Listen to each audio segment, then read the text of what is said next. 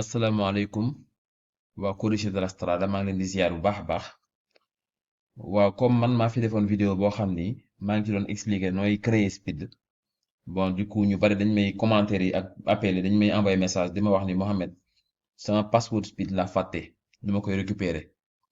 bon bëggoon naa ci def vidéo bu détaillé nag mais dafa am étape boo xam ni comme maa ngi Sénégal du mën a sotti kon nii rek laa ko mën a defee expliquer leen rek bu ko defee ngeen defal ko seen bopp.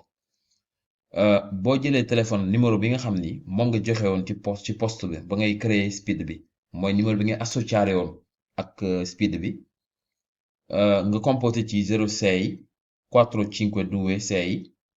389 nga daal di koy envoyé composé ko ci woote ci dana sonné dem ci benn serveur boobu boo ci demee doo wax ak kenn amul wax amul dara maanaam bu ñëwee ci ñoom dañuy xam ne yow da nga perdre sa password da nga ko bëgg a récupérer bu ko defee da lay wax ni maa ngi la ñu ngi lay envoyé benn mail ci sa email bi nga xam ni moom nga tijjee woon speed bi ci poste ba bu ko defee mail boobu bu ñëwee ab link lay doon boo xam ne boo ci cliquer da lay ubbil benn page bi ñaari voce ñoo ci nekk da ngay bind ci kaw bind ci suuf ñaari voce yi loolu la mooy password bu bees bi nga tànnaat